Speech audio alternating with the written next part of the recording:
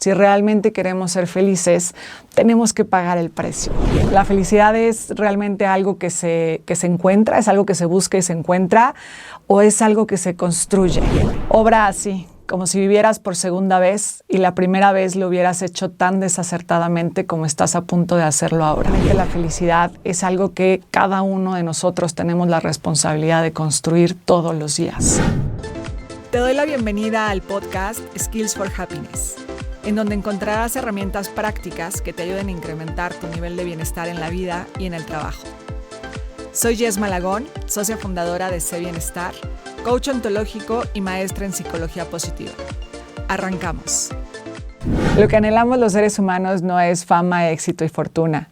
Y creo que esto es algo que todos sabemos en algún nivel, ya sea porque lo leímos, lo escuchamos, o como en mi caso, porque nos damos cuenta que cuando hemos tenido fama, éxito y fortuna, realmente no se encontraba ahí aquello que todos estamos buscando, aquello que creemos que una vez llegando a ese deseo, llegando a ese objetivo, vamos a obtener. Esta es una verdad que a mí me traiciona de vez en cuando, quizá más de lo que me gustaría admitir, porque muchas veces creo que de manera inconsciente creo que la felicidad está a esta distancia proporcional de la posibilidad que tengo de encontrar el amor de mi vida, o la felicidad se encuentra a la distancia que está la posibilidad de ser groseramente rica. Pero entonces, ¿en dónde se encuentra la felicidad? ¿Es algo que se encuentra o es algo que se construye? De eso te voy a estar platicando el día de hoy. Bienvenidos al segundo episodio del podcast Skills for Happiness. Haciendo un recorrido por mi historia, me doy cuenta que este tema de la felicidad ha sido una interrogante constante en mi vida. Sin embargo, desde que tenía 13 o 14 años, la posición que yo le daba a la felicidad era siempre en el futuro. Cuando esté en secundaria seguramente voy a ser feliz. Cuando logre ir a mi primer fiesta voy a poder ser feliz. Cuando tenga mi primer novio seguramente ahí se encuentra la felicidad. Y ha sido un camino interminable de deseos y de cumplimiento de metas para darme cuenta después de muchísimos años que realmente ahí no está la felicidad. Pero creo que una de las interrogantes más importantes es, entonces, ¿dónde está? ¿La felicidad es realmente algo que se encuentra, es algo que se busca y se encuentra, o es algo que se construye? En mi círculo social, en mi familia o con mis amigos, este tema no era algo que tomáramos como eje de la conversación.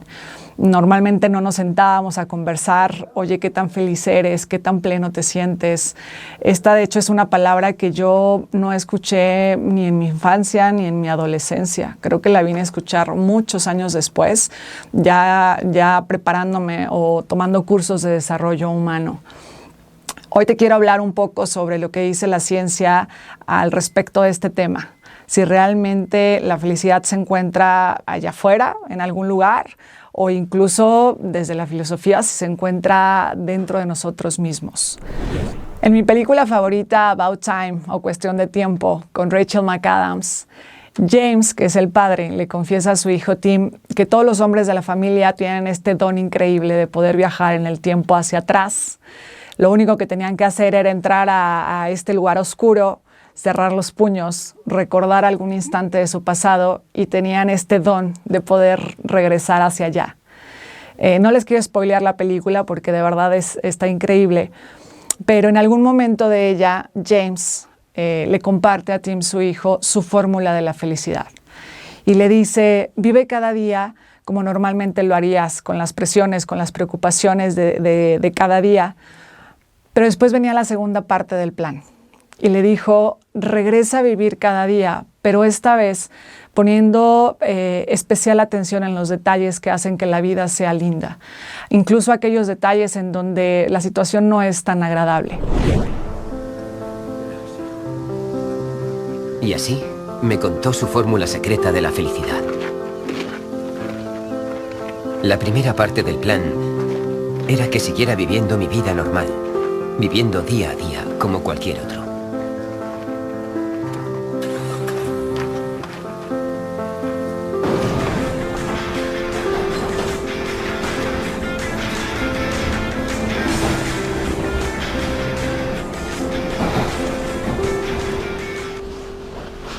¿Apago ya?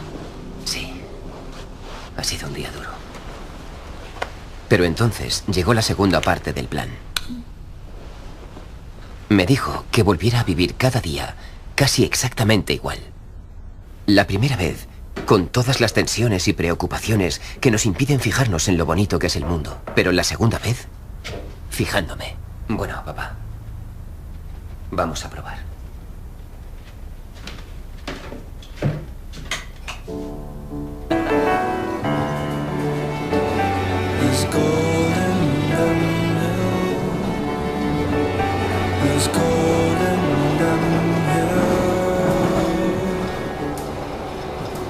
¿Qué? ¿No ha sido tan mal día al final? No. Ha estado muy bien. Ha sido un muy buen día, después de todo. Y creo que esta fórmula de la felicidad de esa película se parece mucho a la que yo hoy en día vivo o trato de manejar como filosofía. Y de esto me cayó el 20 hace muchos años, cuando estaba yo un domingo viendo una película con mis papás, estaba en su casa. Y de repente llegó a mí este pensamiento de, ¿qué estoy haciendo aquí? Yo debería de estar en una carnita asada con los amigos o debería de estar con novio, no tenía novio en ese momento. Debería de estar haciendo otra cosa que no fuera un domingo viendo peli con mis papás. Recuerdo haberme levantado de la sala, me fui a mi recámara y tomé este libro. Hoy sé que no es casualidad haberlo tomado. De hecho, ni siquiera recuerdo haber yo comprado ese libro. Quizá fue un regalo de mi abuelo o un libro que le tomé prestado a mis papás. Pero tomo este libro llamado El hombre en busca de sentido, de Viktor Frankl. Y entonces yo recuerdo haber estado muy molesta, ni siquiera me podía concentrar para leer realmente el libro, pero empecé a hojearlo y llego a esta página con una frase que en ese momento me aprendí porque yo sentí que la frase me la estaba diciendo a mí. Y dice así: obra así, como si vivieras por segunda vez y la primera vez lo hubieras hecho tan desacertadamente como estás a punto de hacerlo ahora. En ese momento esa frase resonó totalmente conmigo y creo que la recuerdo porque fue de manera consciente la primera vez que yo valoré y agradecí la presencia de mis padres. Fue la primera vez que realmente no di por sentado el hecho de tenerlos ahí sanos, vivos conmigo. Entonces dejé el libro, recuerdo que regresé a la sala y fue, yo creo que la mejor película que pude haber visto con ellos. Ese momento para mí fue hermoso y al mismo tiempo muy retador porque me di cuenta que es una gran responsabilidad, que realmente requiere valentía, que es de valientes hacernos responsables de cómo experimentamos cada momento de nuestra vida, que es nuestra responsabilidad el cómo vivimos y qué hacemos de las situaciones que nos pasan. Cuando yo me doy cuenta de esto, es cuando realmente me moví de esta posición de víctima a la posición de creadora de mi propia vida. Y hoy sé que cuando llegamos a esa posición es donde realmente la magia empieza a surgir. Y regresando a esta pregunta existencial de la felicidad es algo que se encuentra o es algo que se construye, ya desde hace muchísimos años la filosofía nos advertía que la felicidad no es algo que se encuentre ni allá afuera, ni siquiera aquí adentro. Y hoy la ciencia avala que realmente la felicidad es algo que cada uno de nosotros tenemos la responsabilidad de construir todos los días. Por ejemplo, un matemático, si realmente quiere ser el mejor en su ramo, pues necesita tomarse un tiempo y un espacio para comenzar a estudiar sobre aquello que quiere hacerse máster. Con la felicidad sucede algo muy parecido. Si realmente queremos ser felices, tenemos que pagar el precio. El tema de la felicidad es algo que sí comienza con una decisión. Sin embargo, después de la decisión viene el meter en nuestra agenda, en nuestro calendario, este espacio para comenzar a saber más del tema, para comenzar a estudiar. Y una vez que tengamos todos estos posibles caminos a seguir, que ya la ciencia o las ciencias de la felicidad se han encargado de abrirnos, ahora sí cada uno de nosotros podemos encontrar nuestra propia receta para saber qué sí, qué no nos funciona, para emprender este camino de la felicidad. Mi camino de construcción para construir la felicidad lo comencé hace prácticamente 8 años.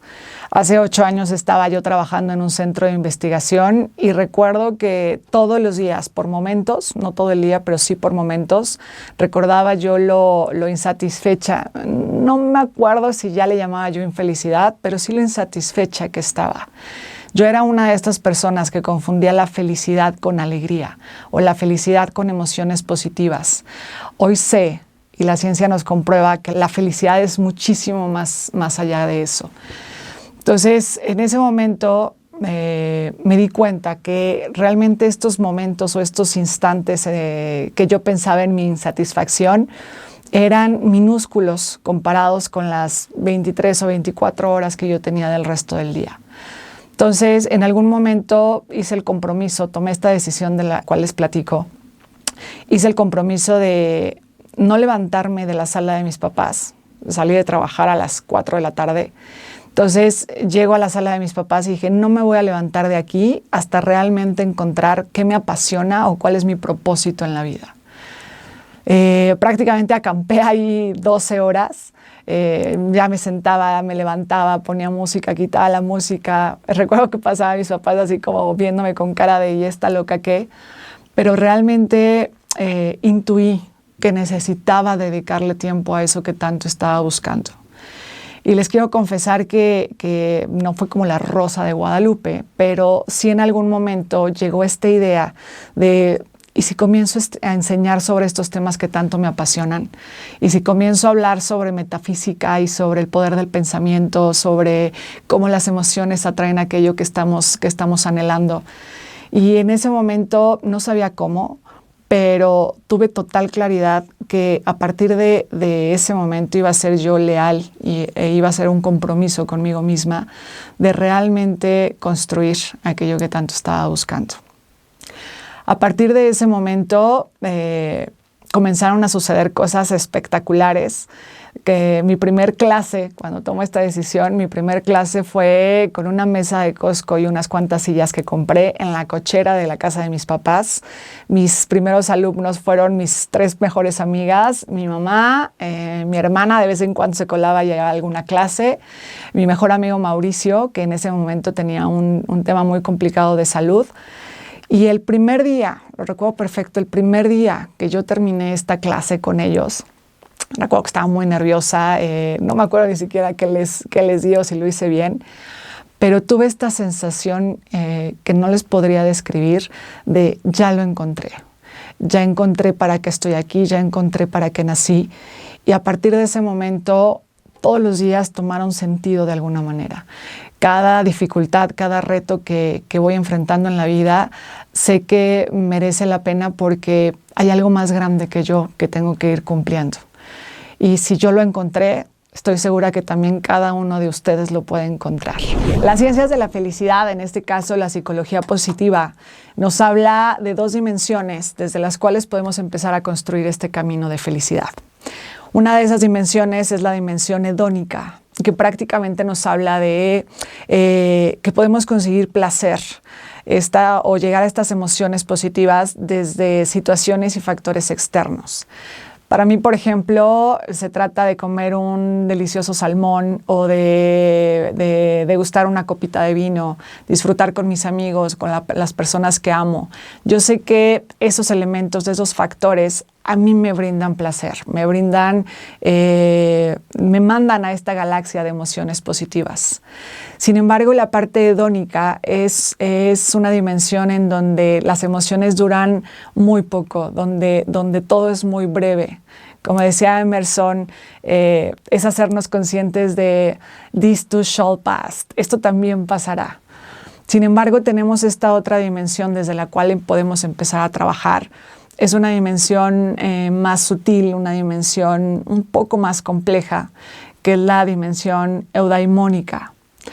La eudaimonía es esta parte de la felicidad desde la cual podemos accionar desde lo que es importante para nosotros. Es la dimensión desde la cual podemos trabajar con un sentido de vida, desde un propósito claro. Para mí era indispensable entender y que alguien me pudiera ayudar sobre el cómo lograr realmente esto. Yo no conocía estas dos palabras, estos dos componentes. Sin embargo, ahora que los he integrado a mi vida, me doy cuenta que cuando realmente nos comprometemos en este camino de construir nuestra propia felicidad, resulta algo divertido, resulta algo fácil de hacer. ¿Y cómo empezar a trabajar estas dos? Aquí vienen los tips. Si realmente estás comprometido o comprometida con tu felicidad, lo primero que podrías hacer es identificar cuáles son las situaciones que te provocan emociones positivas. Cuáles son aquellos detalles que realmente cuando tú los llevas a la acción te brindan esta sensación de satisfacción, esta sensación de alegría, de contento. Podrías empezar con qué te gusta comer y entonces integrarlo de manera intencional en tu semana, o identificar aquellas personas que te hacen vibrar, aquellas personas que suman a tu vida, y entonces agendar con ellas o con ellos de manera intencional por lo menos una vez a la semana. Una de las herramientas que yo utilizo es desde mi calendario poner un color a todas aquellas actividades que yo sé que me brindan este placer hedónico. Y de la otra dimensión, de la parte eudaimónica, sí es algo más sutil, sí es algo mucho más profundo. Sin embargo, mi recomendación podría ser, primero identifica cuáles son tus talentos innatos, cuáles son aquellas actividades que tú de manera natural haces bien. Decía Aristóteles que el propósito de la vida de los seres humanos se encuentra en esta intersección entre tus talentos y la necesidad que ves en el mundo. Hace muchos años, cuando estaba yo presentando mi tesis en la primera maestría, la prueba, de hecho, de tesis, me acuerdo tenía 4 arquitectos frente a mí. Yo preparé como 2 meses antes los 20 minutos de mi presentación o defensa de tesis. Y entonces uno de los arquitectos me dice, tu proyecto es una basura. Realmente te faltó esto y esto y esto. Pero en eso me dice, ¿eres presentadora de televisión? Yo pensé en ese momento que se estaba burlando de mí. Me quedé callada y me dijo, nunca había escuchado a alguien hablar de esta manera frente al público. Entonces, en ese momento no lo tomé muy en cuenta. Sin embargo, a partir de ahí creo que fui escuchando o levanté la antena y me di cuenta que realmente para mí el estar frente a un público era algo que de manera natural se me daba, y sobre todo que de manera natural yo disfruto hacer. Y la necesidad que yo veo en el mundo es esta falta de amor propio, esta falta de conciencia sobre nosotros mismos, sobre nosotros como humanidad. Entonces, hoy te puedo compartir que cuando hice esa intersección, comencé a desarrollar estos talentos o estas pasiones que de manera natural están en mí, y lo crucé con esta necesidad en el mundo. Gracias a eso es que nace Sé Bienestar, y gracias a eso es que ahora me dedico a desarrollar habilidades y competencias en la gente que realmente quiere empezar a crear magia en su vida. Como decía William James, no canto porque soy feliz porque canto. Trasladado a mi vida es, no enseño porque soy feliz porque enseño. Y si yo lo pude encontrar, créeme, tú también puedes. Gracias por acompañarme en un episodio más. Mi nombre es Jess Malagón. Si te gustó esto, compártelo y sígueme en el siguiente episodio. Quok Agency. Sé Bienestar.